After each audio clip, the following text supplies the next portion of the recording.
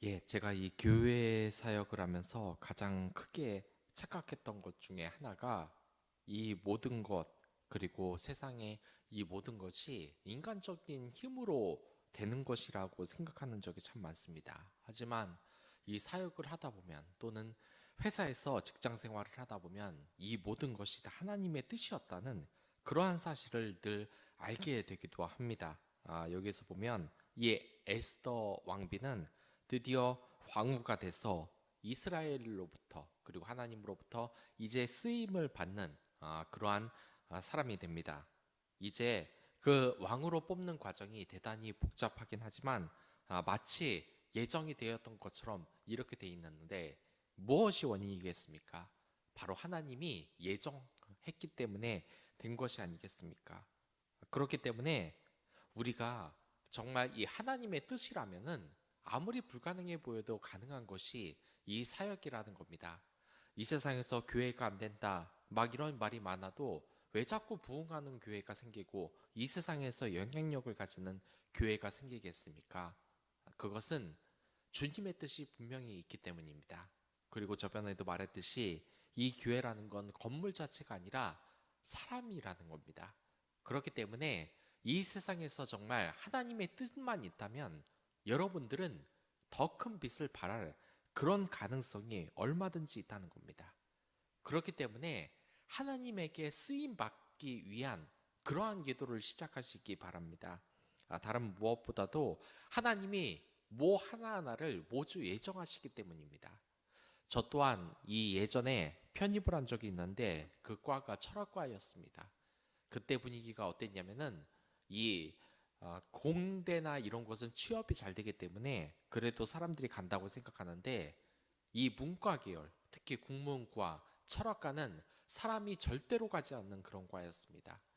하지만 지금 어떻습니까? 어느 정도 제가 이 하나님의 부름을 받고 목회자의 길에 들었을 때 제가 이 철학을 전공했다는 것이 어느 정도 이 목회에 도움이 되게 됐습니다. 마찬가지입니다. 지금은 하나님의 뜻이 아니라고 생각할 수 있습니다.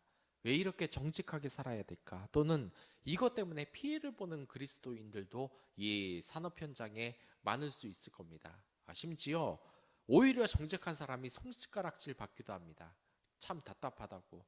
교회에 다니는 사람이 정직하게 일하는 것 때문에 우리를 고발하고 뭐 이래서 사이가 안 좋아진 그런 사람들도 제가 본 적이 있습니다. 하지만 이 모든 것은 정말 결국은 하나님의 뜻으로 된다는 것입니다. 여기에서 이 모르드게를 왜 만나게 했을까? 그리고 이 에스더가 왜 훌륭한 외모를 지니게 했을까? 그 모든 것도 다 하나님의 뜻을 위해서 하나하나 세심하게 설계가 된 것입니다. 이 진화론도 여러분들 믿지 말라고 하는 이 말을 많이 들어봤을 겁니다. 그것은 뭐냐면 이 과학을 얕잡아 보는 것이 아닙니다. 다만 우리의 몸 설계 하나하나는 하나님에 의해서 된 것이지 이게 우연으로 된 것이 아니라는 겁니다. 정말 무서운 사실이 무엇입니까? 내 성공이 하나님이 아닌 것으로 착각하면서 사는 겁니다. 그렇기 때문에 내가 지금 이룩한 이 부, 그리고 내가 정말 좋게 이 세상에서 했던 모든 것이 다 나로 인했다 생각하는 것은 정말 바보 같은 짓입니다. 주님의 영광을 차버리는 짓이라는 겁니다. 이 에스더는 처음부터 끝까지 이 에스더란 인물을 하나님이 어떻게 선택하시고 또한 어떻게 활용하시는지에 대해서 잘 쓰여져 있는 책입니다. 여러분들에게도 하나님의 위대한 계획이 반드시 있다는 겁니다. 예수님은 어땠습니까? 베드로는 어땠습니까? 바울은 어땠습니까? 결국 모두 순교당하지 않았습니까? 하지만 그것도 하나님의 위대한 계획으로 물론 그 마지막이 순교의 삶이라고 너무나 억울하다고 생각할지 모르겠지만 그것은 인간적인 한계일 뿐입니다. 예를 들어서 만약에 아주 지식이 많은 개미 한 마리가 있는데 그 개미에게 인간의 삶을 살 수 있다 이야기해 주면은 뭘 믿겠습니까? 그것을 상상할 수 있겠습니까?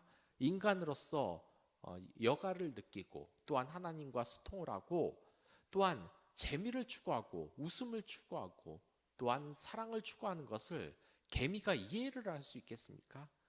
우리가 정말 조심해야 될 것이 이런 것입니다.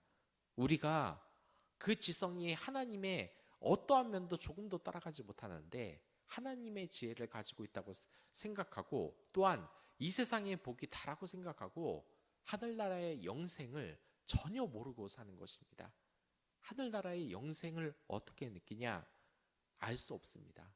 다만 그래도 알 수 있는 방법이 하나 있는데 말에 좀 어폐가 있습니다만 말에 어폐가 있을 수밖에 없습니다. 그 아는 방법이란 바로 하나님께 느끼는 겁니다. 우리가 성령을 받아서 느끼는 겁니다. 그렇기 때문에 이 성령의 힘을 의지하시며 오늘 하루를 살아가시기 바랍니다.